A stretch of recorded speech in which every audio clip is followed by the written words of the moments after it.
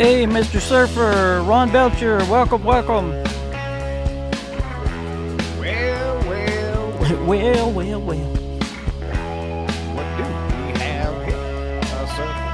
Ron. What's up? Hopefully today. I can get on and do my damn things. I have been so busy with taxes. You're bless your heart.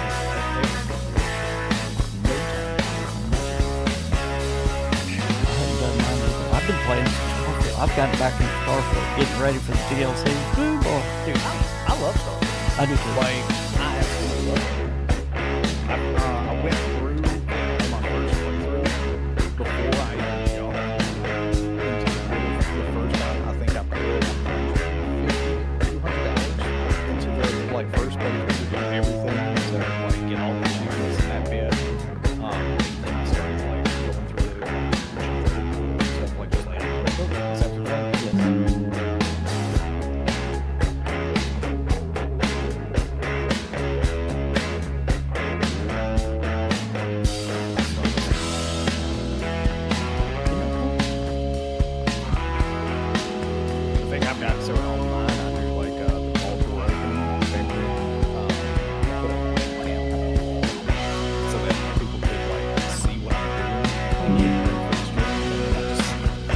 Sometimes I forget, and then I'll push the button to go over on the camera, and I'm still talking to that one. I'm like, I need more coffee.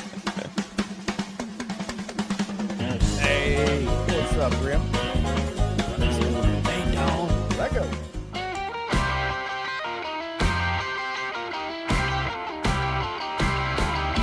Welcome to the KingCast, the live podcast where we cover the latest Bethesda news.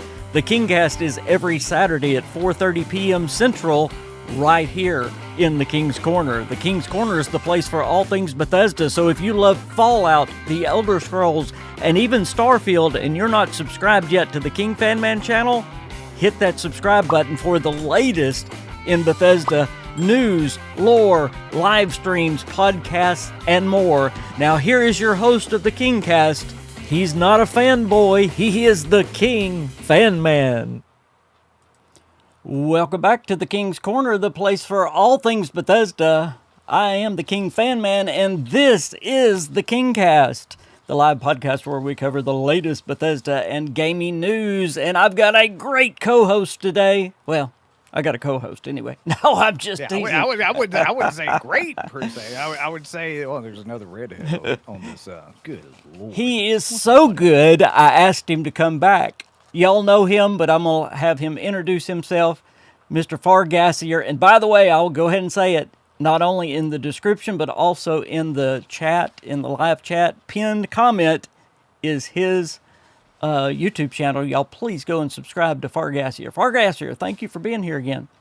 Hey, appreciate you having me on. Hopefully y'all are having a great and wonderful day out there in the wasteland. My name's Gassy. You can call me Jason, whatever. Just not late to a meal because I'm internally a fat kid, even though I lost 60 pounds. But, that's, mainly cover Fallout 76, have fun with it. But absolutely love Bethesda games. Yes. Jank and all. And I was saying before the stream started, you're crushing it. You just went over 26,000, and now you're already up to right at 27. So y'all go subscribe. Let's push him over that 27,000.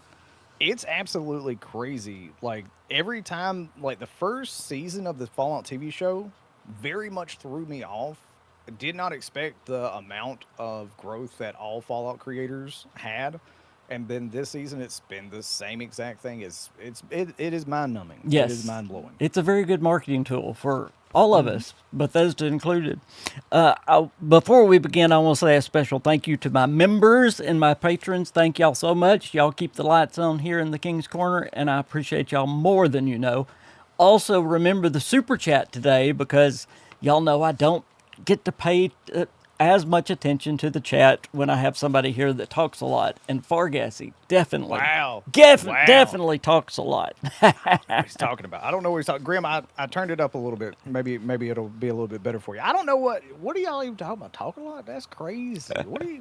Yeah, what? y'all please let us know if you can hear us good and see us. Well, I don't care if you see us, but we might do better if they didn't see us, Gassy. I mean, that's Today we're going to get y'all up to date on Fallout 76. A lot going on there, believe it or not. I mean, a lot going on in Fallout 76. Plus, we're going to talk about the Xbox, how would we say? I personally would say end of a chapter. Yeah, like there you go. In the beginning of a new, and we'll give you our takes on the Xbox stuff.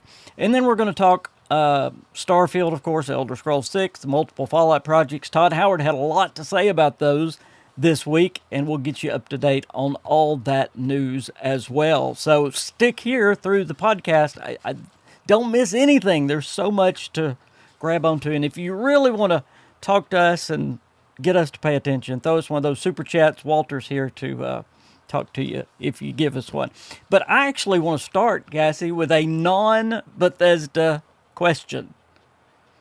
There's a pretty good looking game that's about to come out next month. People are kind of getting excited about it, and I just wondered if you are going to play or are interested in Crimson Desert. Okay, I was wondering if we were talking about a March 19th release date or if there was another one that I didn't think about. But yes, no. Pearl Abyss. I don't know if you know this. I played a lot of Black Desert Online back in the day. Yes, I'm very, very intrigued, especially like seeing folks talk about it like at the game showcase in 2024 when they got to play it, and then seeing the progression over the time, and now seeing like 3 trailers. Yeah, I'm very excited for that game. Very excited. Y'all please let me know in the chat if y'all are interested in Crimson Desert, if y'all want any coverage of Crimson Desert, because I'm definitely going to play it.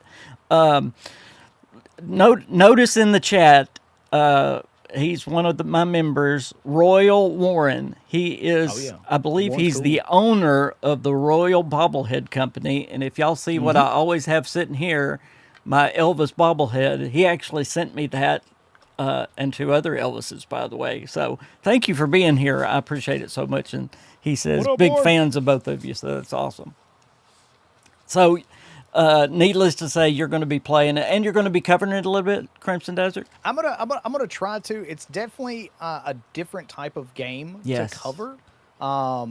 It is going to take a little bit different style than I have with Fallout 76. So we'll just have to kind of see how everything goes in that regards. Let's talk about what kind of style it is for a minute. They just came out and said it's not an RPG.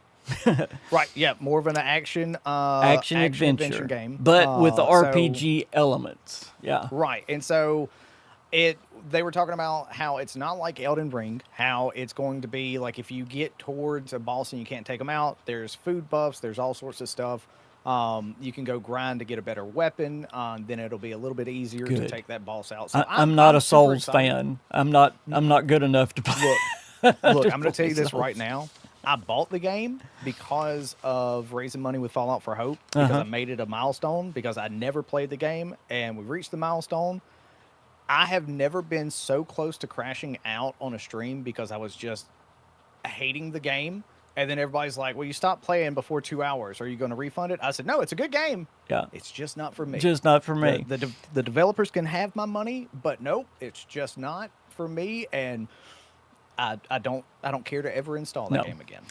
Boss Jillian asked a question about Fallout 76 and the next gen upgrade. If you'll hold on to that just a minute, we are jumping into Fallout 76 right now.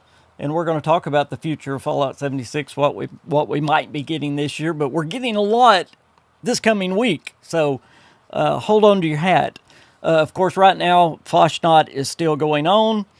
I was trying to think when that ends. Is it March 3rd when Foshnot ends, I believe? Yes, it's a 2-week event. Yes. So next week it's its last week. Yeah, so make sure you get in there this coming week, because this will be the last.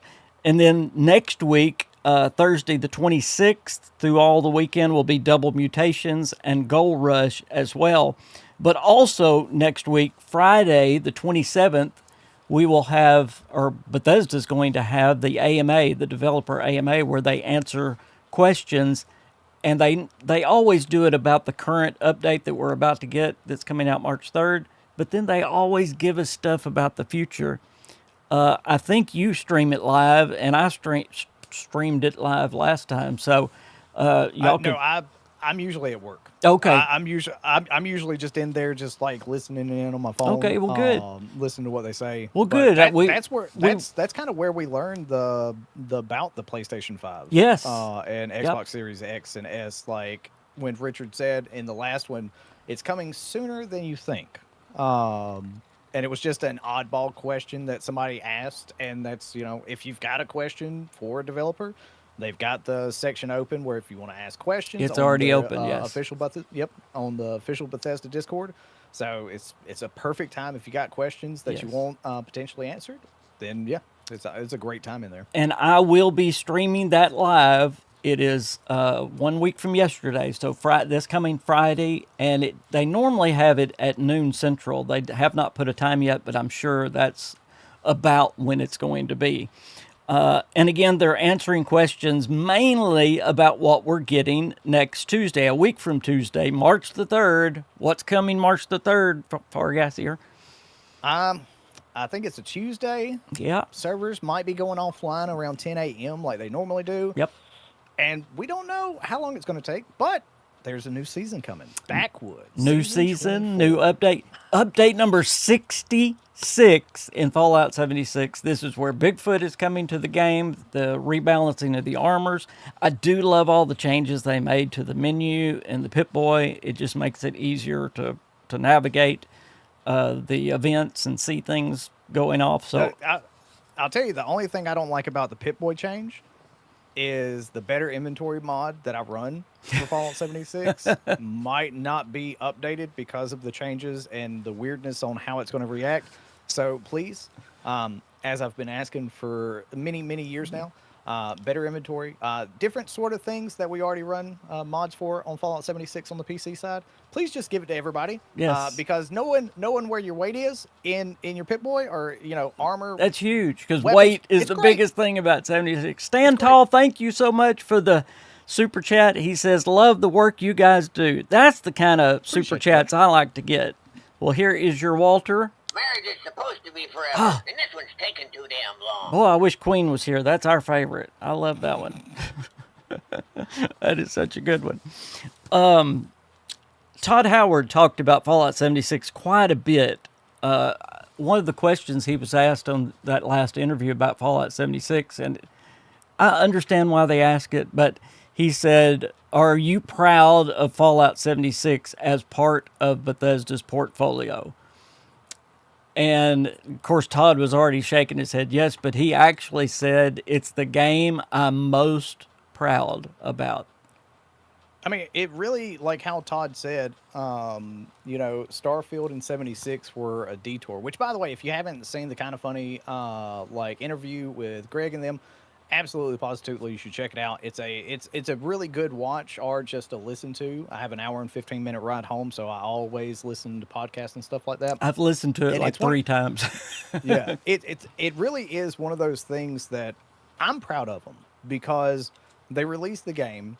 It didn't do great. It reviewed terribly. There were a lot of problems with the game. They could have said, you know what, sorry, shelved it and just put it to the side, but they put in the work. They fixed it, and now the community absolutely is amazing. Yes. And, the team puts a lot of work into it, and I'm excited to see what they got planned for the future because, I mean, we've had Skyline Valley, we've had Burning Springs. Shouldn't have any sort of map expansion this year. It should just be making it where more quests, more storylines. He wants it to get thicker and deeper and richer, he said. I really don't know why Rush explained it that way, but, it is indubitably a word choice. The thickening of Fallout 76 definitely catches some headlines, catches some eyes. But, yeah, I'm very excited to see what they do. And, I'm excited to see maybe summer, maybe fall is my guess for their question about the Xbox Series X, S, and PlayStation 5. Yeah, that is coming this year. We've been told it's coming this year multiple occasions. It's really according to how hard it is on them. I don't know if it's going to be one of the main updates or along with one of the main updates. I suspect it's probably going to come along with one of those main updates. I would see it being along with. Yeah. as maybe like a summer Yes. new season, like in it could be June. Yep. It could be the next update or something like that. Because as we know, they do like three kind of, and I know some people they don't like the word, but I consider them like filler updates. Like how we had fishing was kind of a filler, we had building, which was kind of a filler, we had the ghoul, which was kind of a filler, and then we got a big, hey, Burning Springs, and everything kind of builds on top of everything. Yes. If you listen to old interviews with Rush, Bill Lacoste, Rich, everybody, they talk about like 2024 at GameCon when they got asked, Ken asked the question from the community about doing a graphical update and stuff. And they're like, well, we actually have been working on this and we do this and everything kind of builds on top of each other. And that's kind of been the way I look at it ever since they said that. It's like, oh, actually, yeah, it does It kind of does. just build on top of each other and get, to that point of, okay, let's go. So, well, yeah. Well, let's talk for a minute what may come this year. And of course, we're just shooting in the dark right now because we don't know. I have heard John talk about a possible new raid coming. Of course, we do know the upgrade is coming. The generational upgrade. However, they're going to work that out. But remember, there's a lot of loose ends. When they added fishing, they had all the interloper clues that were out there. Are we going to get that? They've told us that the Rust King story is not done. Might that be the big winter update? May we get some more of the Rust King story? I suspect. Would you go ahead? Would you know what's coming with the Rust King story? Yes. Right? We know what's coming with the Rust King story. There's some Enclave. people that are going to be like, oh, maybe we'll get some Enclave. Dude, I want free states. I do too. See, that's we don't know. We don't know it's done. Nope. It's just like when if you played Fallout 76 at launch, you got this holotape of following the Overseer's journey. You get to the bed and breakfast. You're like, oh no, is she alive? Is she dead? Well, guess we'll find out next time on Dragon Ball Z. Next time. And then on the Wastelander update, it's like, she's alive. So yeah, I'm excited for Enclave. I can't wait for what Rush was talking about in the last AMA about getting some new radio. Even though I can't listen to it on stream. Yes, that would be great. Like, I have it's to turn something the that I love radios to do. down. Yep. Boss asked another question about Fallout New Vegas remaster. We're going to talk about the remasters in just a little bit. If you wanted, we don't know when it's coming. Bottom line, answering your question, After but Fallout 3. yeah, I think probably. Fallout 3 is coming first, and it's Gordon when that It was one at comes. least on that FTC leak, document and stuff like that. Yeah. So And it's getting close. I think it's probably. I still think Fallout 3 is coming around season 3. I hope they have it done by then. That's my thoughts. well, yeah, Surfer, we're not talking about a new raid in this, but like later in the year, like maybe a fall update or something like that, maybe with a new raid. But yeah, I'm thinking Fallout 3 remaster, probably Shadow drops, maybe next year. Something like that. Maybe there's something they can tie into the TV show If that maybe does something like that. if they can possibly get it done by season 3, they're going to do it because, Yeah. as we said, the TV show just is perfect marketing. Surfer, I would love to know he said he asked the AMA a question. I would love to know what question that you asked him. One other thing Todd said, he said, I have seen the future roadmap of Fallout 76. And he wasn't just talking about 2026. He was talking about, they plan years in advance. And you could see a little twinkle in his eye, and he said, it's just going to get better. Yeah, I'm excited. I do think in the future they've got, y'all have heard me say it multiple times, I do think we're going to go east on the map. That's going to be the next map expansion we get, but that will probably be next year. Since what they're, if they just do what we've mentioned, a new raid this year, the upgrade, and add to the Rust King story, that's a lot of content right there.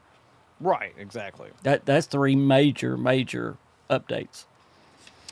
So It's just what would they bring with that? You know what I'm saying? Like, Yeah. what else could they do to make it a little bit of a thickening moment? These next few updates. yes, I don't know if you remember. I asked when we were in New York. I asked about Skyline Valley if they were ever going to add to Skyline Valley, and he got very specific talking about, milepost. We didn't know at that point, but he talked about Milepost Zero going away, and he talked about a new enemy coming into Milepost Zero. So I wonder if that's going to be a new event for Skyline Valley, if it's more story. But Well, and like we said earlier, the AMA. This is all information they mentioned in in this season's AMA. Yes. When just all of a sudden it's like, yeah, I don't know. Maybe there could be some new feature with factions, maybe around workshops. Maybe we visit the Milepost Zero again. Maybe there's like an enemy there or someone that because they left because it was dangerous. And then he just kind of looks at the camera and the next question comes along. And so it's little nods like that. Yes. Like I'm super excited to see. And yeah, watch it 2 or 3 times, and you might catch little things. And something you're like, else. So, go ahead. Oh, go ahead. Go No, ahead. I was just going to say. So remember, this coming Friday at 12 o'clock, I'll be live streaming that, and we can watch it together and talk about it. Go ahead. And what I was going to say is pay attention as well to the Atomic Shop. Even if you don't buy the item from the Atomic Shop, the Helvetian bundle that came out many, many moons ago. What was hanging from the hook? A red hog. Yep. What did we get like a year later? Hogs. Is a red hog and mount and then the Bigfoot as well came through Foshnod. Yeah. Yep. And it's like, wait, what? Where did this come from? And then you just see these little breadcrumbs that they put in, and just let players find out, and just see. I love that aspect of them. By the way, did you catch their bit that they did on TikTok the other day? I made a video about it where Rich walked in with some recording glasses, and it was Rush and Danielle sitting there having a meeting about the new mask and actually confirming it before the event. And I love that sort of marketing. I do too. That sort of marketing. And then they just dude, the hot dog mask. Yeah. I want that one. Do you think they're actually going to do something in July? Around 4th of July? Meat Week was supposed to be our 4th of July event. Right. So and I'm just saying, I would be fine with it. I think they're going to do something in July. I think there's going to be I don't think they would put time and money into making a detailed mask, a glowing and a non-glowing version of it. Yeah. And if y'all don't know what he's talking about, it's actually a hot dog mask. It's what do you call it? Bratwurst. Yeah. Yeah. Oh, gosh. So Foshnod. He had a funny little thing around that. Themed event around Bratwurst. Bratwurst, So whatever that is, we're going to get that in July. So there you go. We'll talk some more 76 in just a little bit. Time goes by so quick here. We had some breaking news this past week. And by the way, keep asking your questions. I'm trying to watch the chat as well. I've got it pulled up on the corner too. Good. Yeah, if you see anything good, let me know. I love what this one guy says. He says, and how do you pronounce that name? Lachan? LaChance? Fallout 76 was ahead of its time. I thought the game would have been incredible if it was initially released on this generation. Interesting. That is it. I think it took people it was just so out of character for Bethesda. Some people didn't ever give it a full chance. I know that. I'm going to be real with you. I would love to see 76 on the new engine. Oh, yeah. I would love to see what they could do with 76 if they were to figure out some way to get it on the new generation of the engine without anyone losing progression or Atomic Shop purchases or anything like that. Because I understand people want crossplay. I just don't see it happening on this engine. Not on this engine. It's never going to happen. Cross progression, I could see it happening, but that's still going to be a shot. They've almost told us without telling us it needs to be built that way from the beginning, and this game was not built that way. Right. I mean, Rush did say, he was like, it wasn't built this way. We didn't have it in mind, and it's built. Yeah. I have said this for a while now, for several years now. Let me get your opinion. I don't know if I've ever asked you this question. I believe since they have made a 8-year successful game, I suspect once Fallout 5 gets here, and I know we're talking down the road, but sometime, year or so after Fallout 5. Would probably be a little bit more than that. But I believe we're going to have a new Fallout online game after the next Fallout at some point. I wouldn't put it past them. Yeah. I mean, like if it's a proven track record to make money and it's something that players want, Bethesda's a business and they will do anything. Like a Fallout 3 remaster, it's going to print money. They're Yes. going to do it. A Fallout New Vegas remaster, it's going to print money. They're going to do it, especially after Oblivion's success. And personally, to me, like there was talk around Starfield killing Fallout 76, and my biggest pushback on that statement was, guys, please tell me why you're going to go from loving playing with your friends online to playing a single player By game. yourself, That yeah. single player games do scratch that itch, but there's a certain itch that, and it's like when I did the interview with Rush and Bill Acosta at the New York event. I was like, I was on a landline with my buddy playing Fallout 3. I was on Skype New Vegas while I was playing that, like with my buddy. I was on Skype playing, Fallout 4 and getting into the Discord stuff. It like I've always wanted to play online. Yes. Now I don't know if we'll have another Fallout 76 type of online, but I can definitely see them maybe putting some like multiplayer aspect of like playing with friends into Fallout 5 or something like that. That would be cool. I would like that. Well, Also, just personally- think of how yeah. much they've learned in these 8 years.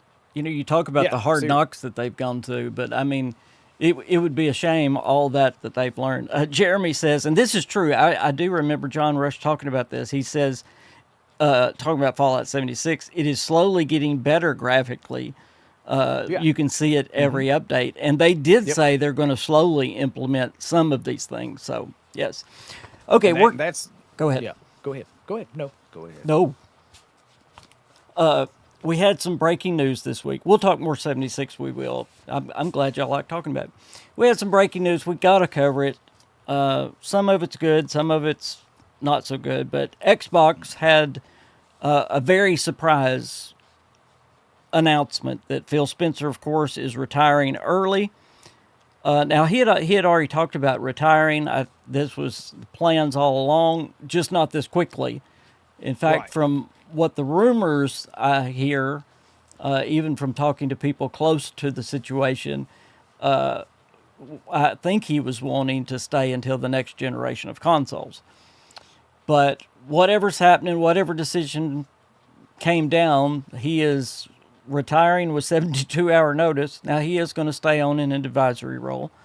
But they also got rid of Pam Bondi. Is that her name?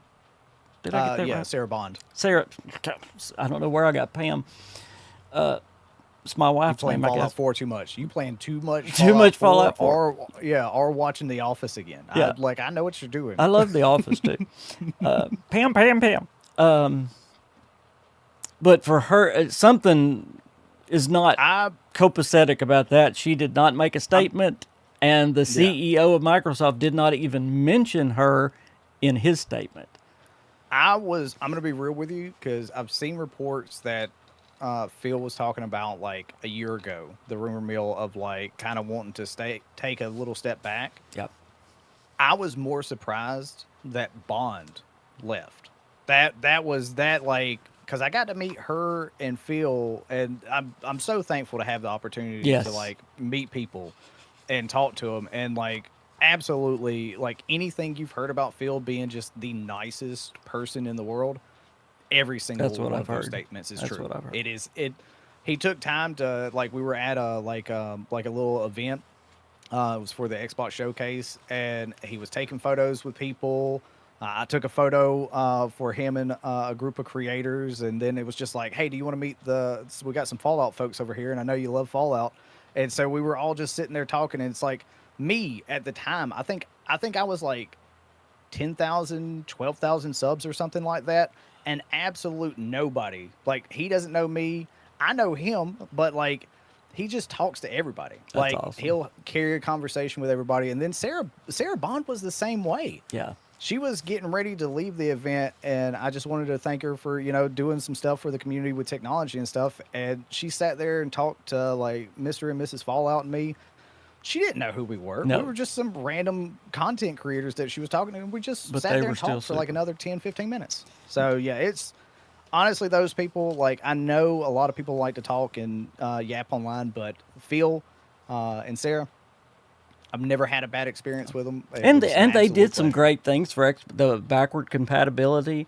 Mm-hmm. Boy, I wish PlayStation had that. I was trying to play a game from PlayStation 3 on PlayStation 4 the other day, and it's like that don't work. I got used to I missed Xbox. I missed the like PS3 Fat edition where you could go back in time, Yeah. and then they just Yeah. nixed that one and said no, we're just not going to do that anymore. And I don't know why they did it that way, but I mean it is indubitably what it is. But hopefully the next one's a little bit better because I'm going to be real. The only reason I've been thinking about getting a PlayStation again is so I could go back in the library and play like Killzone and Resistance and stuff like that because The ones those you were missed, like yeah.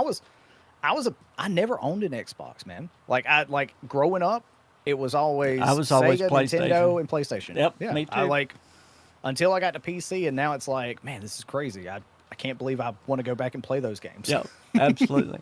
Well, let me give you my take, and then you can just tell me what you think. Now, you guys know that watch me all the time. I try to keep things positive, and I'm not going to be negative, but I think there is some negatives here. Like I said, in my opinion, I think Sarah it looks like was forced out because, again, she didn't give a statement. The CEO didn't even give a statement about her. I hope that's not the case, but. And then the new one coming in, I really can't. Can you pronounce her name, Gassy? It's Asha something. Asha right? I haven't. Sarma? Let me Sharma? look. Let me Sharma. SH what? Arma. Sharma? Sharma. Yeah. Asha Sharma. Okay. Yeah. What it Asha, appears yeah, to Asha me, Sharma. Yep. and this, I've done a lot of research on this last couple of days. Of course, everybody's freaking out that she came out of the AI section of Microsoft, but that's not what they got her for. It's not the AI part. She has a marketing background. Everything she's ever done is marketing. In fact, she actually worked for Microsoft back in 2011 to 2015, something like in there, and she was in the marketing department. The reason they promoted Mike Booty and have her as the lead, and this is probably the thing that Microsoft hasn't done right lately, is marketing. That's what Xbox really needs. So Matt is going to be the gamer guy because you look. There's a statement from the CEO that says, together with Matt's gaming knowledge and this girl's basically marketing skills, they're going to make the perfect team. So that I'm just telling you what I think the CEO's thinking. Everybody's freaking out. Well, she's not a gamer, and Phil was a gamer. But again, they're getting her for something different. Matt's going to be the one doing the gaming stuff. And here's my thing. Here's my thing on she's not a gamer. Like anyone can be a gamer. My wife was not a gamer, and now this woman will sit there and quote Fallout 4 quotes and like stuff to me because now she's into gaming. So like just because someone doesn't have the deepest Background, yep. background of like playing games, there's a lot of moving cogs, especially with how big Microsoft is, and that's one thing that I do wish we could kind of get away with Bethesda is because they're so big now that it kind of takes so long to move some of those cogs and do some stuff. But like I've seen the discourse online with Asha, with Phil leaving, with Sarah Bond leaving, and personally to me, I'm fine with it. It sucks that Phil's leaving. It sucks that Sarah Bond either got pushed out or resigned because of what's going on with Phil. It's either or, whatever. No statement. We can't verify or deny or anything. But it's something that like I am the type of person. My grandfather would teach me, "Hey, a high tide raises all ships. Do you know this person? No. Well, don't judge them by their like what they like the marketing and not being a gamer." Judge them by what they do in the job. That's right. Yeah, sure. Marketing, AI, it's all scary stuff, but you're right. Marketing is one of Xbox's least like things right now. Because let's be real, I'm sure they thought this is an Xbox was going to go further. Yes, But it didn't. it didn't. So like And it's one of those things that I think as an image consultant, it would be like a great thing. And Phil's even said that he's been working with Asha and he like is very confident in her ability. And honestly, Phil to me is not the type that's going to sugarcoat anything. If you look at the previous statements that he's made over the years, if he didn't like her, he wouldn't say, like be nice. He's like he's done. He's out. He's like, nope, I'm gone. He doesn't have to say anything nice. He can speak his mind. He can do whatever. And I'm genuinely excited to see what her time is and what Booty's time is, and we'll have to see. That's We'll have to see. exactly how we all should look at it right now. We have no idea how this is going to go. It may be a disaster. It may be great. I understand people freaking out a little bit that she was in Microsoft AI, but I mean, she came out and gave one of the strongest statements about staying away from AI. Yeah. I've got it here. Just a minute. I'm sure y'all have heard it because it's been one of the most things that she's quoted. But she says, is this one?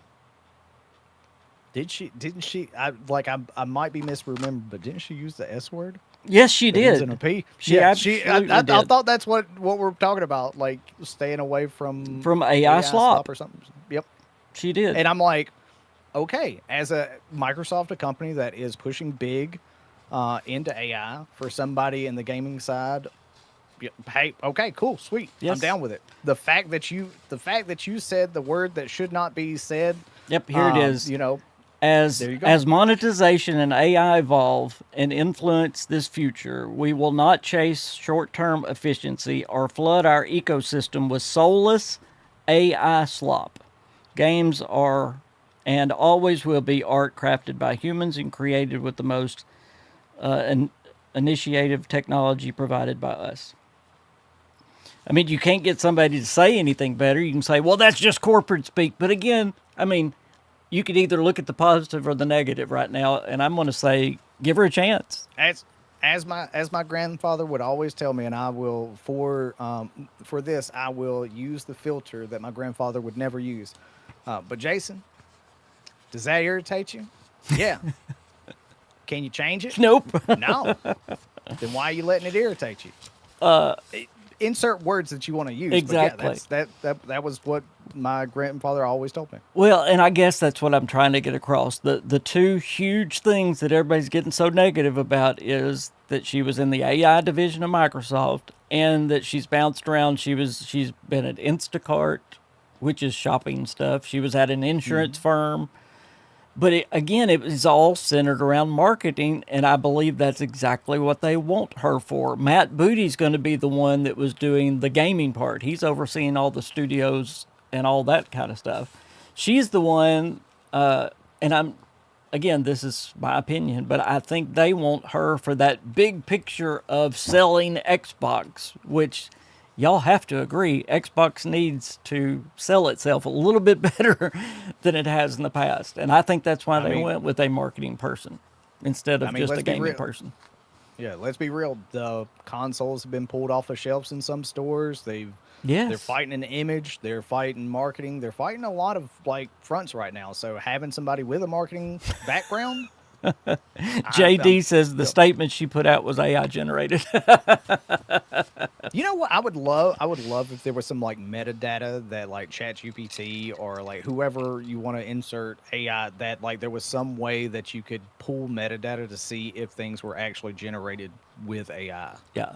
That would be nice. I think AI is a great tool if you use it as a tool. If you use it correctly. Responsibly. I have no problem with if a company wants to use it to be more efficient. I have no problem with it.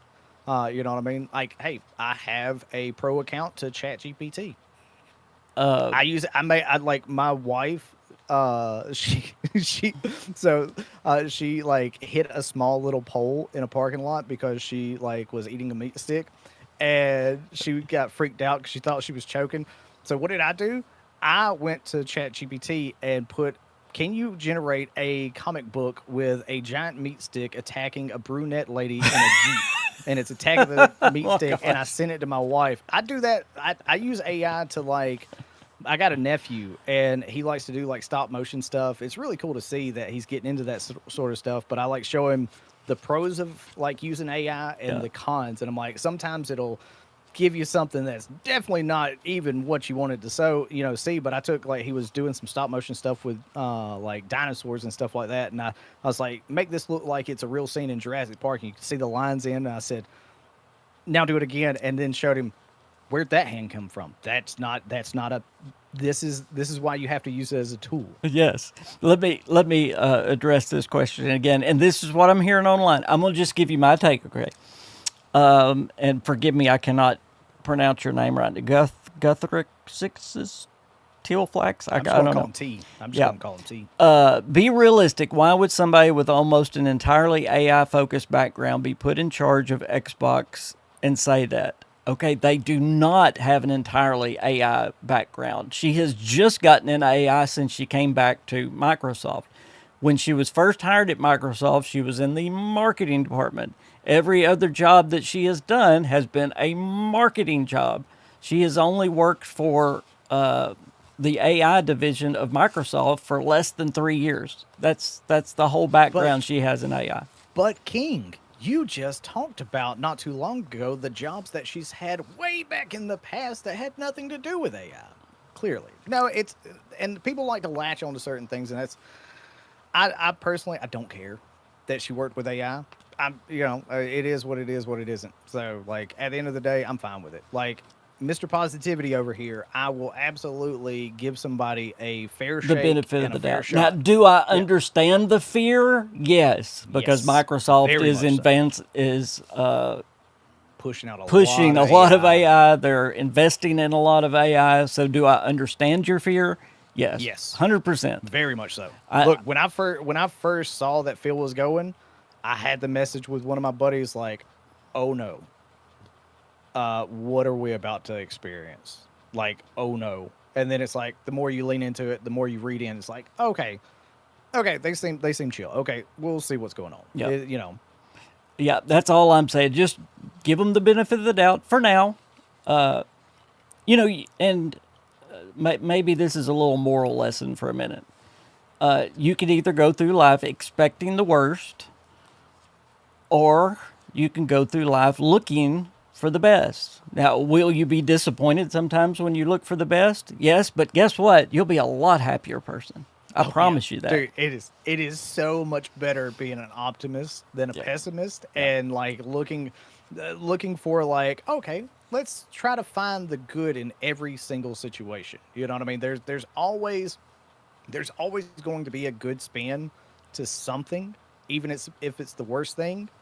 But at the end of the day, it's like, you can be really negative, or you can just be like, okay, let's see, let's wait and find out.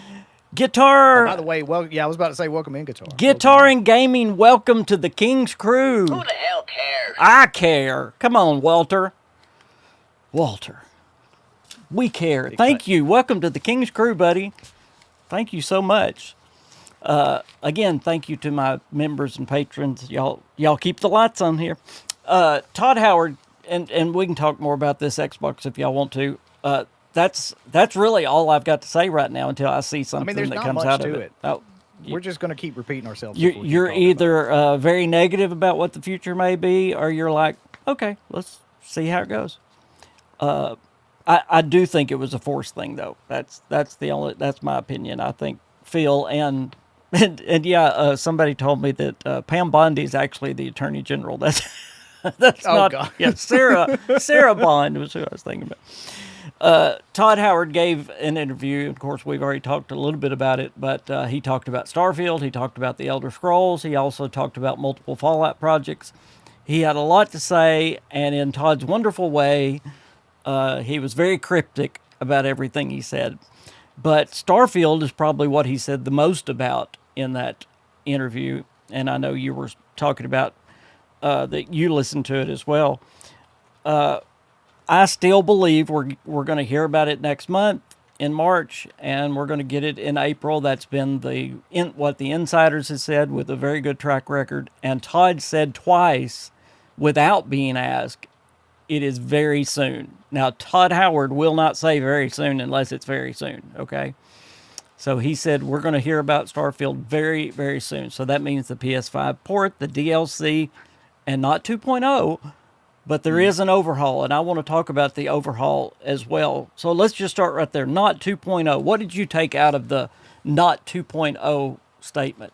Is he just Well, the making people the what think the about it way right? the way I see it is you want to go, and this is something that I absolutely love that Todd did, because let's be honest for a second, Bethesda is the biggest culprit to step on their own toes, and any companies like this, because they'll let things run.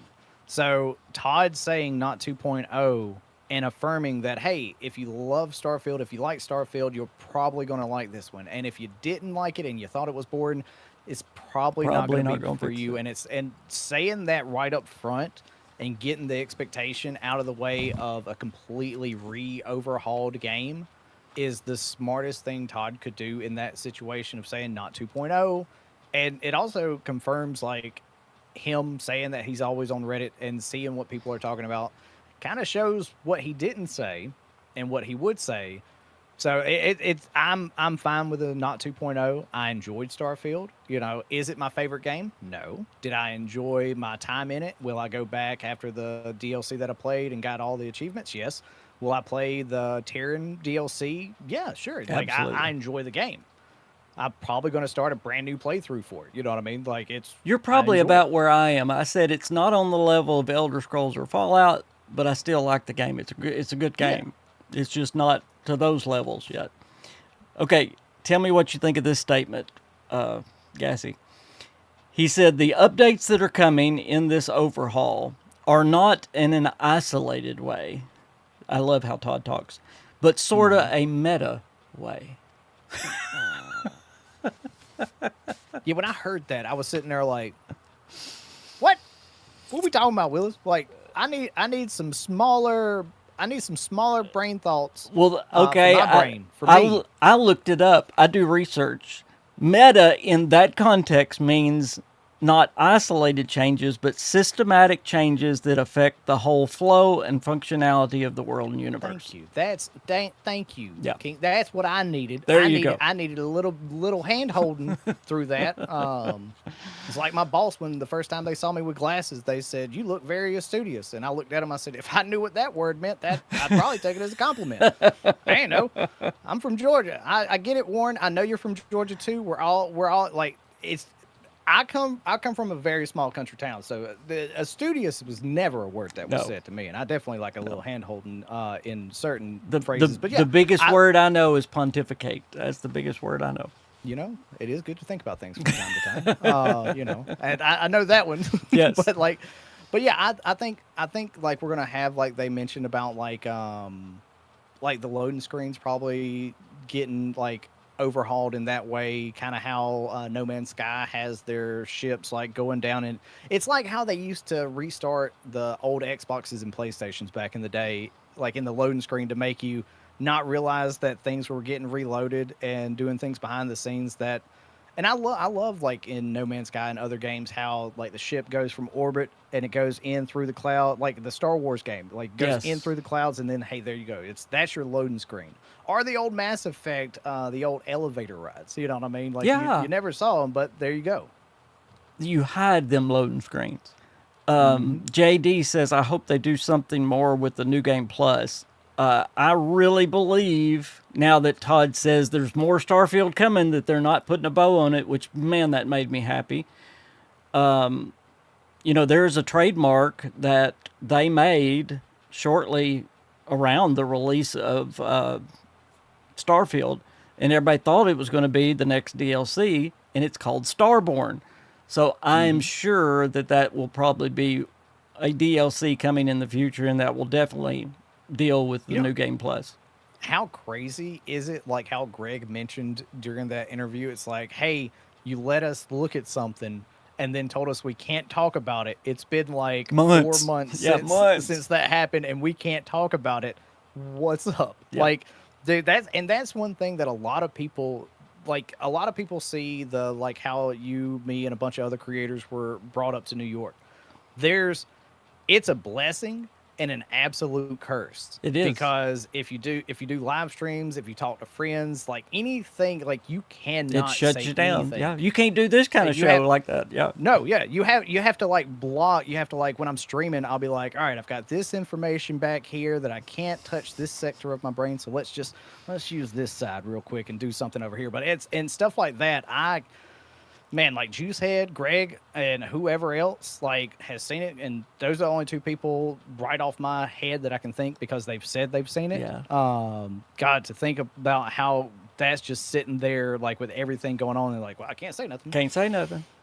But Well, yeah, and Juicehead hadn't made a Starfield video in months too. Bless his heart because of that. and that's another thing about this kind of content. When you get like fed information like the New York trip or anything, like you get an email that says something, you can't make any speculation. Like in good faith, you have to be like, nope, can't take guesses anymore. I Nope. can't do anything. I can't do an overview. Nope. Like when you get NDA stuff, it genuinely as a content creator is a blessing because you know what's coming. You can kind of prepare, but it's a curse because anything that you would have made already Yeah. would be something It's a that blessing is for like, it's a blessing for one video, but after that or before that, it messes you up. You're exactly right. Well, this meta way that it's changing the game, we do know that they're changing space travel. As you said, there's going to be less loading screens. But I was so excited that he did say, and this was toward the end of the podcast, somebody said, we appreciate the accomplishment of Starfield. I like the game, but they said they missed the normal exploration that are in Bethesda games.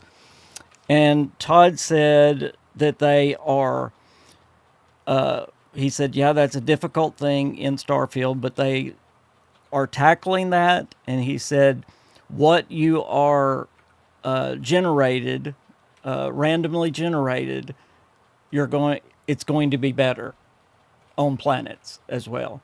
So, of course, he didn't tell us what it's going to be, but I'm sure they've added some points of interest probably and or changed how they appear so they're not the same three that you're running into all the time. Mm-hmm. So I'm look, really excited for that. The first time I ran into the Frozen Man at the chemist plant, I was, oh my God, what kind of experiments are they doing here? The 10th time that I ran into the same chemistry plant with the same frozen dudes, I'm like, I'm going to grab your sandwich and I'm getting off this place. There ain't nothing here except some experience. Hey, how you doing? Exactly. Also, I've been talking about the upgrade to the creation engine for, seems like a while now. And Todd Howard confirmed it. And he actually said the words Creation 3 for the first time we heard that. And he actually mentioned 5 specific ways that they were upgrading the engine, which is really neat. Let me throw them out there real quick. The rendering, he said, world systems, loading, bringing things into the world, and the details up close to the camera as well. So I know we're going to see most of this upgrade for the Elder Scrolls 6, but some of it we're going to see, obviously, with the new Starfield DLC. So I'm excited. One of those things, by the way, is the, which one was it? The first one. They have added a mega particle system to the creation engine. And I was like, that's another one of those. What in the world is that? Starfield had a very clean look. And I think they were going for that because the planets, how pretty, pictures and stuff you can get. But for the Elder Scrolls 6, this mega particle system is supposed to make the visuals thicker, richer, and grittier. So that sounds good to me, especially for the Elder Scrolls. Well, also too with because it's like how No Man's Sky is doing tests and the updates they do for No Man's Sky into Light No Fire, which is another game I am very excited about. But I can see, especially if Elder Scrolls 6 is like Hammerfell, with sailing and everything, I can imagine. I don't know if we'll get the same ship type customization that we get in Starfield as in that game to build our own boats, But could you imagine having a bit of customization? Like, I'm not a settlement person. I'm not like, look, Preston, I'll help another settlement. I'm not a camp builder in Fallout 76, never claimed to be one. I'm not, I did the settlement stuff on Starfield to get the achievements and to also do a mass farm for all the That's credits that I could ever want. There's two But achievements I haven't gotten. One of them is that one in Starfield. I yeah, hate the settlement stuff in Starfield. I'm just not. I'm not a settlement dude. I love sim settlements too in Fallout 4 because I can go. You know what? I like this town on Nexus Mods. You know what? Let me. Yeah. ND made a good little settlement here for the Red Rocket. Yeah. You know what? I'm just gonna click button. It builds for me. I continue shooting bad people. Cool, sweet. I'm down with it. That's my repertoire. I'm like, nope. I'm here for the story, side quest, and to run and gun. So, but yeah, Yes. no, I can see some things from Starfield like that going into the game, and I'm excited for stuff like because they're always iterating. Like Fallout 3 did things that were great. Fallout New Vegas iterated on Yes. things that Fallout 3 was lacking. Aiming down sight, doing a bunch of stuff. Fallout 4 did things better than New Vegas. Not. I'm sorry. I'm sorry. Yes, it did. It Okay, did. maybe It not did. the RPG mechanics, but I'm sorry, New Vegas fans. But yes, Fallout 4 is a good game. Fallout 76 iterated on things that the other games didn't do so well, especially online multiplayer. And I can definitely see them taking lessons from the Atomic Shop, player habits around events, and stuff like that in future for a Yes. multiplayer game. Like you said, like they've learned a lot of lessons. JD, I'm so glad you bring up the creation engine and how long it was going to take because somebody else made a comment about that on Twitter. So I want to address this. Todd Howard literally said, we have spent the last several years upgrading Creation 2 to the Creation 3. That does not mean that they did what they did in between Fallout 4 and Starfield. In other words, they didn't he talked about how upgrading to the Creation 2 took way longer than it was supposed to and all that. From what we understand, they actually had another team come in, and he actually talked about partners helping with this. They had another team come in from Microsoft that was doing a lot of the technology upgrade for the engine so that Bethesda was still working on the Elder Scrolls 6 while the engine was upgrading. So I don't think that's going to delay the Elder Scrolls 6 at all. I really don't. And I know anytime we talk, they're upgrading the engine again. Oh no, it's going to be 10 years. I really don't think this time it's going to delay it. I believe they did them simultaneously this time, and they had a lot of help doing it as well. That's one thing they've been really good about is bringing in outside help. I mean, like first, Obsidian with New Vegas, but then they brought in Double 11 and a bunch of other studios to help. Like Double 11, like a lot of those folks are absolutely amazing. They've been working with Fallout 76, then people coming in to do the Oblivion remaster, and Bethesda probably sitting back taking notes from that one of like, okay, how'd you get this to work? Oh, okay. I think it's awesome that they've been bringing in outside help and like how Todd talked about how they pretty much have an open policy of sharing information around Yes. the office and with colleagues. So it's awesome to hear. That That's sort the of stuff. most I've ever heard Todd talk about bringing in Yeah. partners to help. That's the most Yeah. I've ever heard him talk about that. Yeah. It's always been like kind of like we know it happens, but we've never had like someone talk about it in that Yeah. regard of just like, hey, we're having a conversation. And that's why honestly, if you haven't like listened to the Kind of Funny interview that we're talking about with Greg Miller and everybody, like you very much should watch Yep. this. It's such a good It interview. is very, very Like, good. look, Greg does not hold back. He makes a couple of jabs in there. They're good jabs, and honestly, He should have even jabbed Todd about Wood- the Fallout 4 anniversary, though. Because Todd Yeah, said, no, we got Fallout 4 yeah. ready. No, you didn't. No, you I didn't. gotta honestly. All right, I'm gonna say something kind of hot topic real quick. The best thing that Bethesda could have done for the first season of the Fallout TV show and the second season of the Fallout TV show is not step on their own toes. Yep. Like I get it. Fallout 4 Anniversary Edition. It was a Cool. great idea. The great idea. Terrible like Yes. implementation. Like Yes. honestly, what they should do, and I'm sorry to say this, but PC shouldn't have any more updates. Just let the PC do its own branch. Just leave it alone.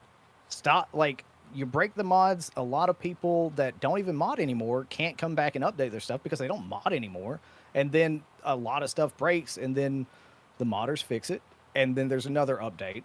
And the console needed the updates. There was a lot of problems on console. Even my wife, who started as a console player, like before I built her a PC, like she's like, "Why do I have this problem?" I'm like, "You just ran into one of the bugs that. Yep, you go back an hour." Like it, but yeah, like the Fallout 4 Anniversary Edition, I did not like. I did not like. No, it was. I awful. did not like that. I was so excited for it too, and it was Same. It was awful. I was super excited for it. Yep. But I was like, oh, okay, no, yeah, I'm not covering this. Like, but I will say in their credit, like we always say, see the positives in everything. They are working, or it's come out now. I haven't really kept up with it, but they are working towards increasing the mod limit for Fallout 4 on console, on Xbox and PlayStation stuff. So I'm super excited, and honestly, I'm kind of worried for that Nintendo Switch 2 release. You know what I mean? Like I'm very inquisitive to know how Fallout 4 runs on that and what it looks like. Yeah, I'm not a mobile gamer. So I don't. They're actually talking about Starfield possibly not even coming to Switch 2 because it's not working well.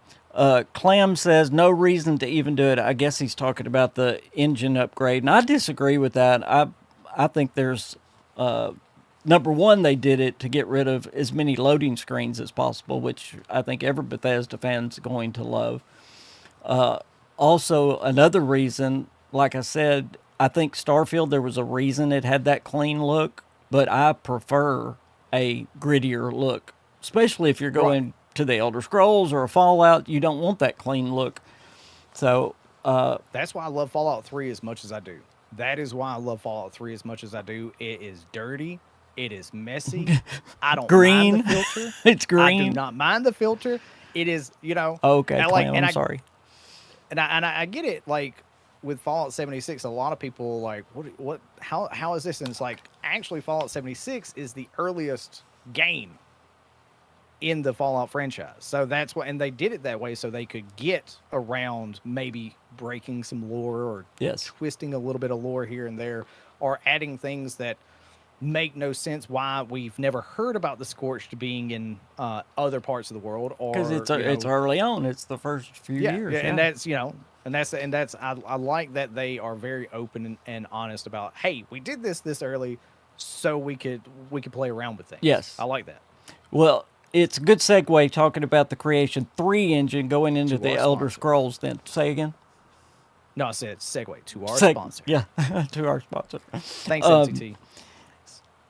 One of the best comments, and it was a long time ago, I say a long time ago, a few months ago, one of the best comments was from Angela, what's her last name? Gosh, starts with a B. Angela Browder, something like that. Anyway, developer there at Maryland. She was the one that was talking about how excited she was for the technology upgrade.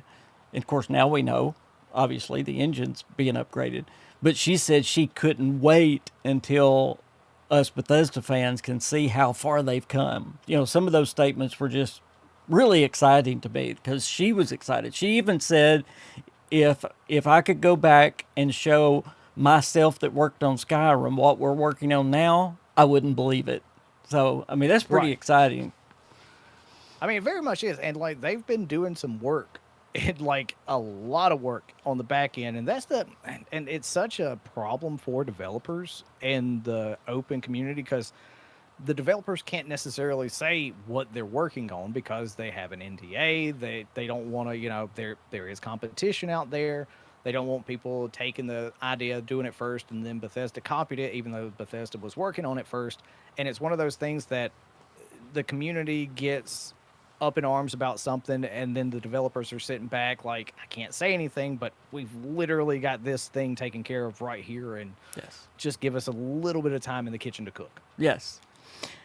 Okay, Todd Honestly, said 76 needed cooking. I know. I want to know what you think this is. Todd said, Is it another big statement that you're going to have to explain to me again? no, I don't have to give you a Okay, definition. Okay. Yes. Todd said the game is playable. We already knew that because they had a 3-hour play test from outside playtesters. But he also said that they are about to pass a big milestone internally on the Elder Scrolls 6. Now, I think there's two possibilities, but I want to hear what you think is the milestone. Big milestone. I would say one milestone would be map size done. Yep. They have everything lined out. Everything stitched together. That was my first one. Right. Yep. And I'm going to say like maybe the second type of a milestone could be that they've got the maybe first few hours of the like storyline actually in the game coded in, and now that means they've got the environment done, they've got everything done that they need to do in that regard, and now it's coding for plugging the quests in.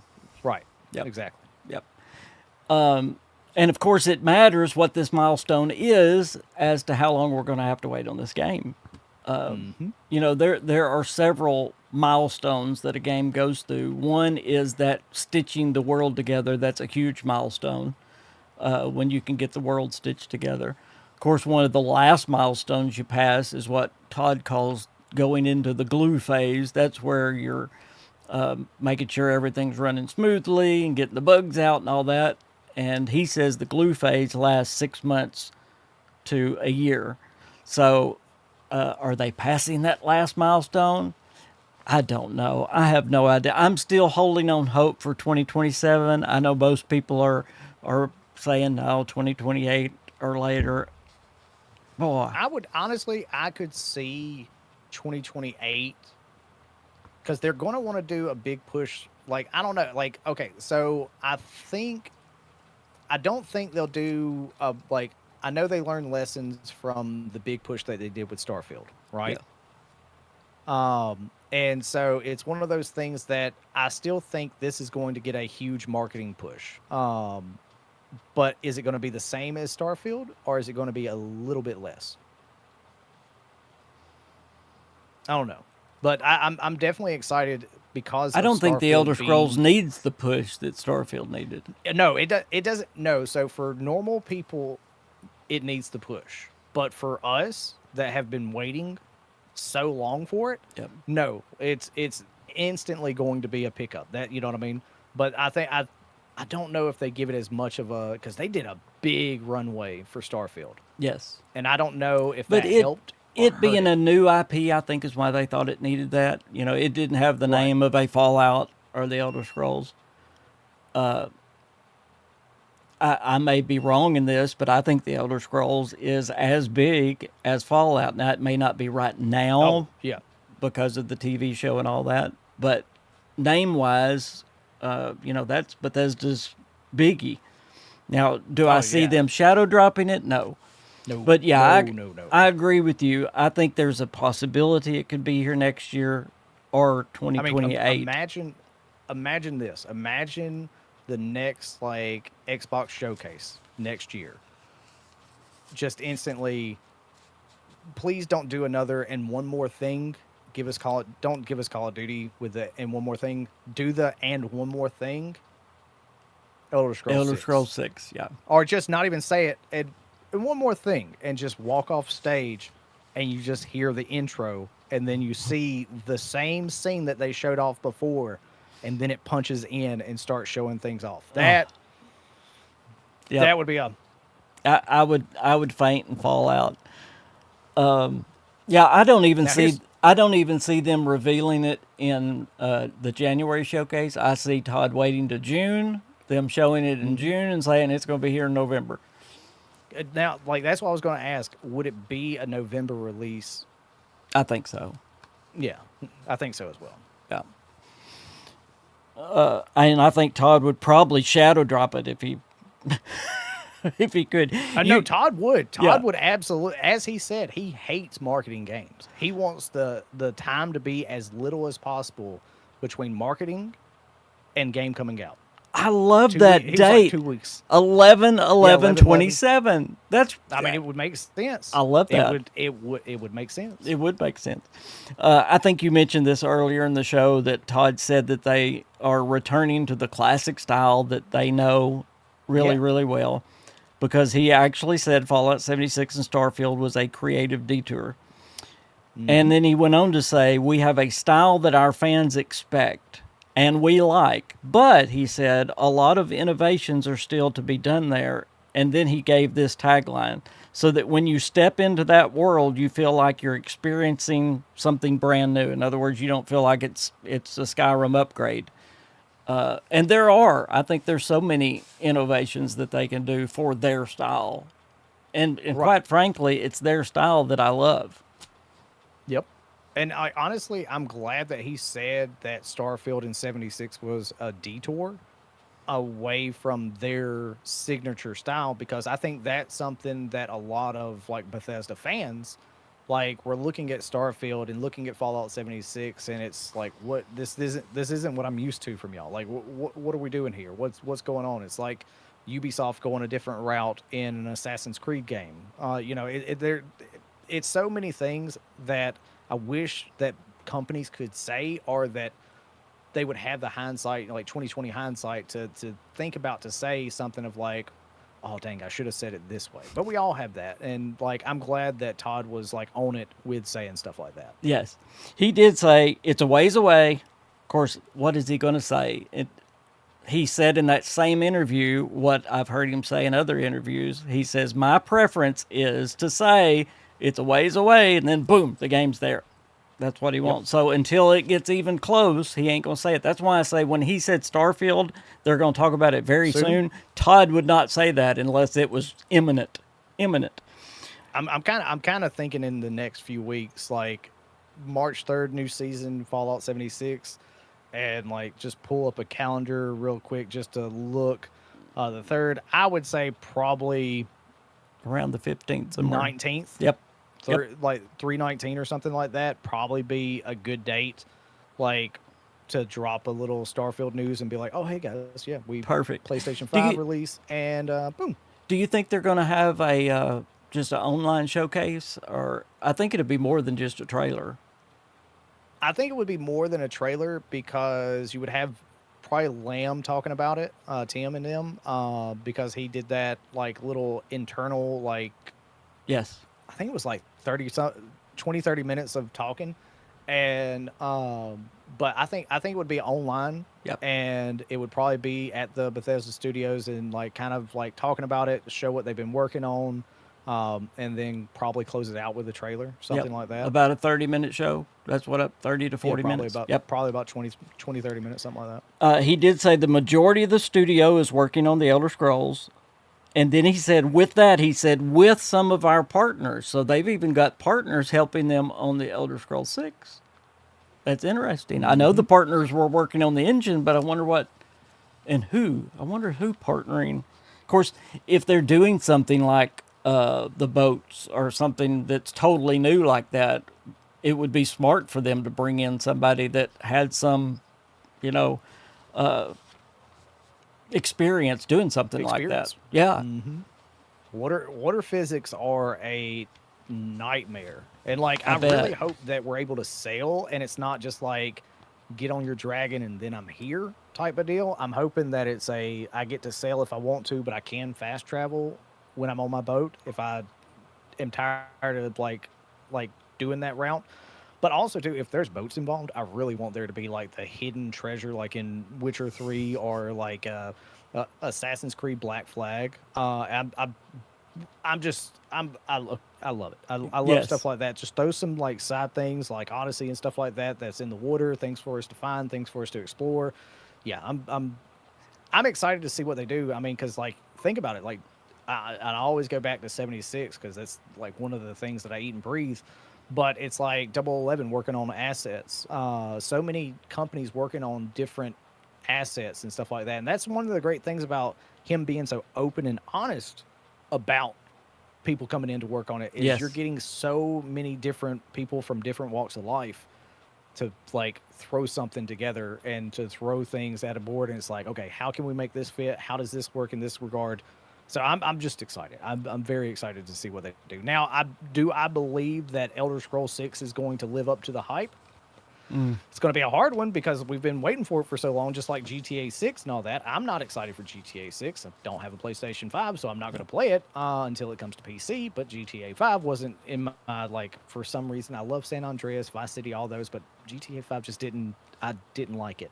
But I definitely think it's going to be a return, and I hate to use the return to form statement, but I'm really hoping that it's like, hey, guys, this is what we get this is what you get for waiting. And just Elder Scrolls 6 is amazing. I hate to say this, I believe, even if it's like Skyrim was of its generation, that good, I think there's still going to be people gripe. That's just the Listen, what did I say the last time I was on here? And I say this every single time anybody asks me.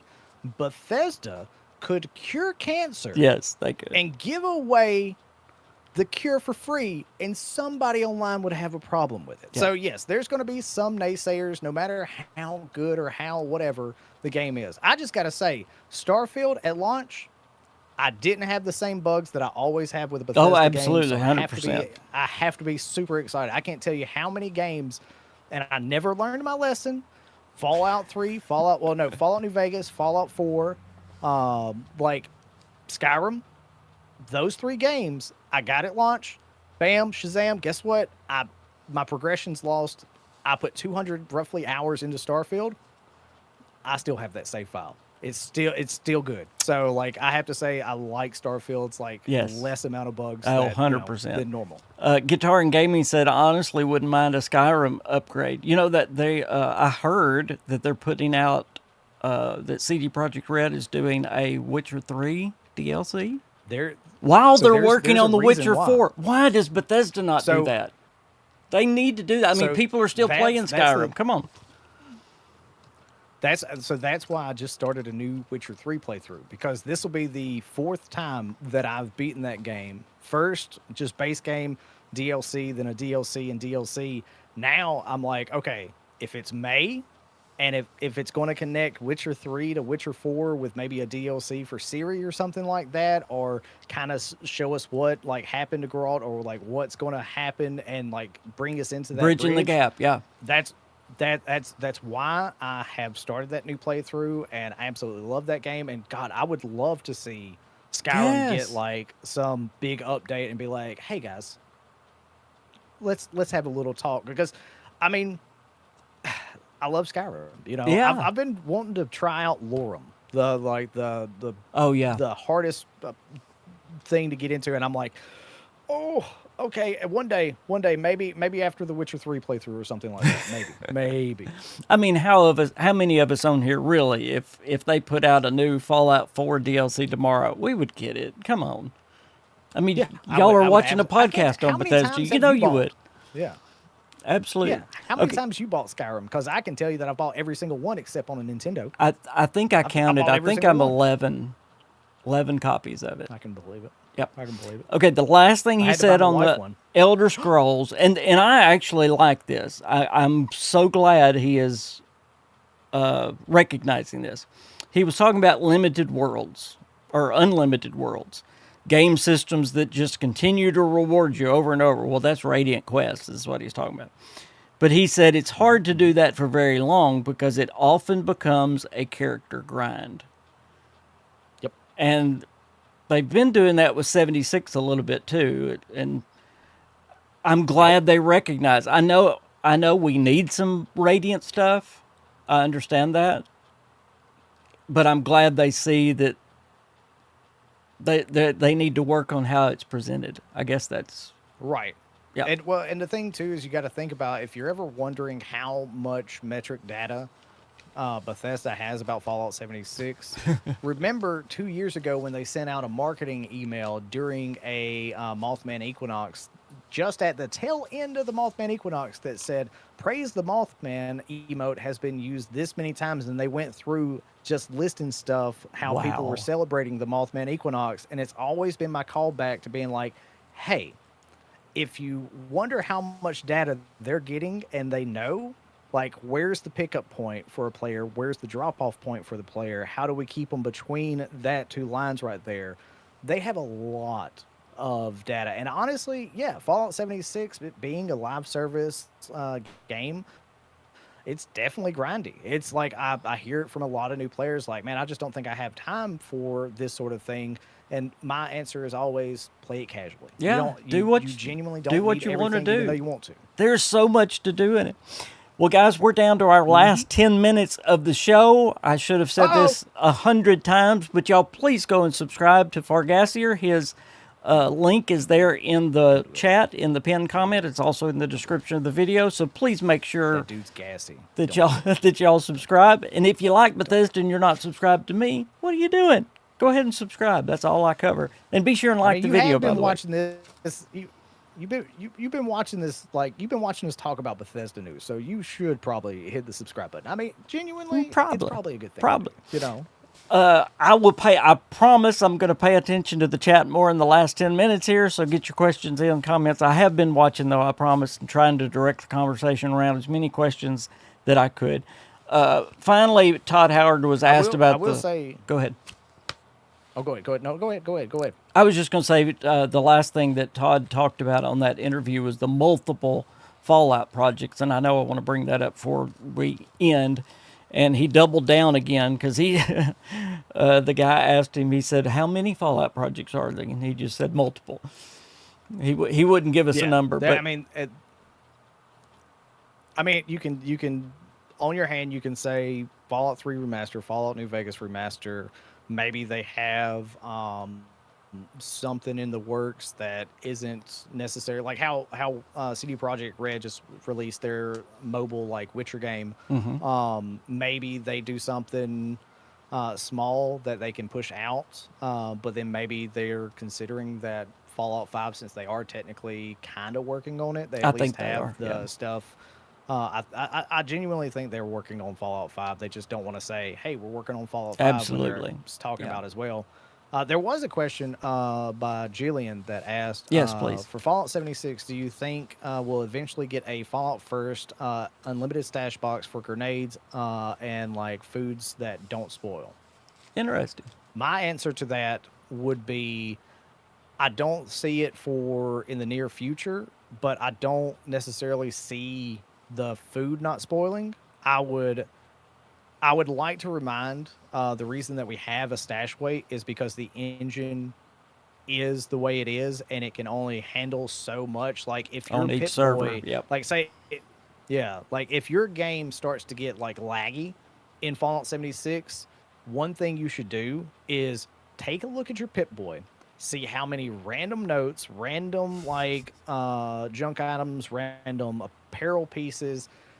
Start putting some of those random notes in your stash box, just so your character doesn't have to load that every time you look at your Pip-Boy or every time you go around, because that can cause your game to be a little bit laggy. Yes. Back at launch, I can talk about it now because you can't do it anymore, but I'm not going to tell you how to do it. But there were players that were walking around with, like, 2,000 to 3,000 pounds in a set of power armor, and that I very much think had a lot to do with, like, some of the bugs. I know one of them. He might be listening. Kane never threw down anything. He never fast traveled anywhere because he was always overweight. By the way, Kane still doesn't throw down anything.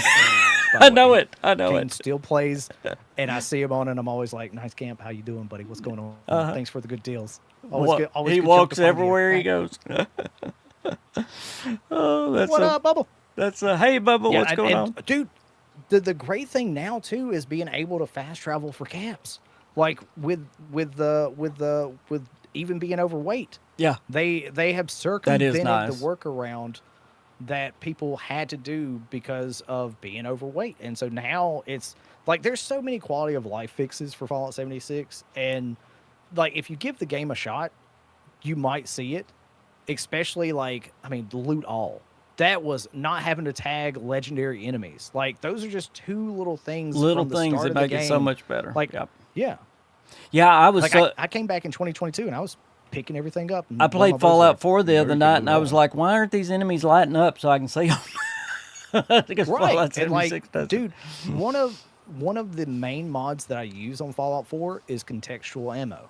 Because now I'm like, why was this not a thing in Fallout 4? And it's like they didn't think about it. Yeah. Contextual ammo really wasn't a thing in Fallout 76 until they thought about it. Yeah. And now it's the best way for, at least personally to me, it's the best way to get ammo is by Yes. going into uplink and not doing the actual like mission, just Right. but that, like, there's so many great little things that I'm excited for Elder Scrolls 6 because of the work that they did with 3, New Vegas, into 4, into Skyrim, into 76, into Starfield, and to see the quality of life progression The and time over the progression. year. Yeah, you can be negative all you want to, but to say that there's not been an evolution in style Oh, and man. a better focus to stuff like that, you'd be lying to yourself. Absolutely. Like I'm very positive in this regard. Now, I don't know whose question that was you answered just a minute ago, talking about the grenades and that all was that. Jillian. I do Jillian. expect, because they have really been focusing on two things, putting out things that produce things, like they put out the Spice Rack, and they've really been doing Resource that a generators. lot. And then trying to find any way in Fallout First to consolidate some things. So if there's anything else Hey. they can do, I think they will. Here's a little nod back to what we said at the beginning of the episode about make sure to listen into the AMA that's happening this upcoming week. That's right. And you can because in ask the that last- question. You can because ask. in the AMA on this last time, John Rush goes, he was answering a question about something, and he goes, "Yeah, we've been thinking about what to do because a lot of people want more character slots, but a lot of players run mules." So we're trying to think what we could do to really help those players out that run multiple characters and just have a mule for food and weapons and stuff like that. And I'm like, okay, you're speaking I'm perked up now. What are we talking about here, John? And then he just stopped. He's just like, and that's what he does. Yeah. He is a master technician at like just If teasing he enough, says like, anything, it's a tease. It really is. right. Yep. And like at the New York event, remember when we were sitting there, like we're all doing the little photo op at the tail end, and like Nywall turns around and goes, "Man, I want that."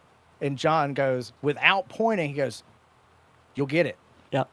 And Nywall was pointing at the gun, and then at that moment, we all realized, wait, that's going to be in there. Oh, wait, we can't say, oh, no, this is something we can't talk anything about it, Nope. because there was another interview that was done like a few years ago. Gosh, I can't remember his name. Tyr. Tyr did an interview with John Rush at the British Ghoul. Again, I eat and breathe and live. Yes, I'm a I nerd, know. I get it. Asked him about the junk cannon and the Ghoul gun, and John was like, I really want the junk cannon. And Tyr was like, I really want the Ghoul gun from season 1. And he's like, well, which one would you want more? And John was wanting to say the junk cannon. But Tyr goes, honestly, the junk cannon is great, but that Ghoul gun, though, that would be great. And John just, interesting. And that's like kind of like, and then it goes into a different topic. And then what do we see a year later? Yep. Like, The Ghoul Gun. By the way, have you The Ghoul tried Gun. the Ghoul Gun with the last mods that came through the mini season? It is. yes. Woo. Do not use the reflex sight, because the reflex sight is a little bit off. Is it? You need to make sure to aim down. Like I was doing a weapons showcase, and I was like, guys, just aim down a 1/4 inch, like from where the little red dot is, just a little bit, because it's a little off. But I absolutely love that we're getting like instantly in a mini season mods for a weapon that we just got from the school board. And Yes. for those of y'all maybe who hadn't done the mini season, don't worry. I'm pretty positive that Mortimer over at the with the Raiders over at Crater, north side of the map, once you are done with the Settler and Raider quest line, which that's on my new challenge character. That's the next thing I'm about to do. Him and Sandmule, Mortimer won't show up in the Crater until you're done with the Raider and Settler quest line. Right. But if you have ally status, there are older scoreboards like the Mechanical Derby that you can get with gold bullion. You don't have to buy it with atoms. The only thing that's different about between atom purchases and gold bullion purchases Gold bullion is only on the character that you're playing at that moment, and Right. Atom purchases are on that entire account. But yes, just because you missed a season or like a mini event or anything like that, there should still be ways that you can get some of these items, whether it be expeditions for the Union Power Armor, the Cold Shoulder, the Auto Axe, and stuff like that. Mortimer with Mechanical Derby and a bunch of stuff like T-Machines, I do believe. Don't quote me on that. 2026, Cassie said it. But and Samuel's got Let some me stuff write it as well. down. Like, and so yeah, just write it down. Crash Cassie said asks, that "Do you think wrong. Fallout 5 will have multiplayer aspects to it?" We actually talked about that earlier in the show. little bit. Gassy thinks it will. I don't think so. I think they'll actually make another Fallout 76 type game after Fallout 5. I think And that's the thing is, I would absolutely love to be like wrong on that one, because like I just want a little co-op. That's all I want for Fallout 5. You know what I mean? Just a little co-op. mean, it would be and maybe not great. even be the normal story. but I guarantee you they've made money on Fallout 76, and Microsoft's Oh, not dude, going to yeah. let them. Well, it's like Rush said. They'll keep making Fallout 76 as long as people are playing. Yes. And like But, honestly, but and by that's the another time thing- Fallout 5 comes out, it may be Creation 4 engine, and I mean, it's Yeah. going to be time for a big upgrade. And here's the thing now, could you imagine this before we get out of here? Could you imagine like Fallout 76 ends? Every game has its end. Yes. Know that when you're buying something in the Atomic Shop, the number of hours, I've got over 5,000 hours in the game now. Know that every game comes to an end. Now, I would like to see it open sourced where people could still play it in the yes, future. I but hope so. imagine they take the lessons that they learned, like crossplay, cross progression, and then said, hey, we did Fallout 76. We supported it for like 10, 12 years. We've got another one. We took all those lessons, and now we're starting with a fresh slate, but even more to do. Yes. Like, Yeehaw. excited. I'm ready. Take my time. Well, Gassy, thank you so much for being with me today. It's been a blast. I hey, love anytime. hanging out with you. Like I always tell you and any other creator or anybody in like chat in my community or in your community, if you ever need me for anything, my Discord, it's unlocked. You can send me a message. I just need to see the message request. You can send me a message on Twitter. I just have to see the message request. Same thing on Instagram. I Me try to too. be as like available as possible as a creator. I try to respond to every single comment. It may take me a couple of days, but I try to make sure that everyone feels, because it's the thing that they always say about Fallout 76 is the community is the best part. Yes. Like, it's genuinely a great community. And like I always say, if you ever need me, all you gotta do is just be like, hey, Jason, what's up? Does this day work for you? And I'll be like, cool beans. Cool beans. So I'm not special? I'm a nerd, so I thought I'll I was talk. special. You are special. Like, you are. I got to shake your hand in New York. I got to hang out with y'all a little bit. Yes. The wifey saw us and y'all were going out and Yes. doing your own thing. But y'all got to understand, I turned the corner in New York. I see King and his wife, and I'm like, well. Well. Well, it's just, dude, seeing people in real life, like, dude, when you're able to meet people in real life. Oh, by the way, I forgot to ask, are you going to the? You Yes. are going to the fan I'm celebration, I'm right? going to All the right. West Virginia one. Yes. Yeah, I'm going to that one as well. Is your wife coming dude, this time? Yeah, dude, Yeah, it's my wife awesome. is I too. actually am getting her to like go out and meet some Fallout people. She's like, well, is there going to be Fallout 4 fans there? Because she does not like 76. She despises 76. But like, I was like, yeah, there's going to be Fallout 4 fans. Don't worry. You can talk about your settlements that need saving and all that stuff, and we'll. But yeah, I'm super excited for her to get to I am meet too. like y'all and like hang out. By the way, there's a Bigfoot museum. Speaking Yep. of, I knew new that. season, I heard that. Yeah, that's right down the road from where we're staying, because we didn't get like anywhere like at the actual KOA.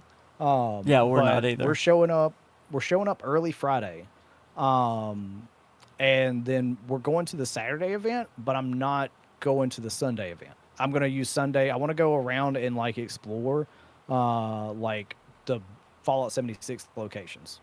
Like, Yeah, I that's want to what go wanna to as do. many as I can. Yeah, we're going to be there one extra day so that we can do a little bit of sightseeing anyway.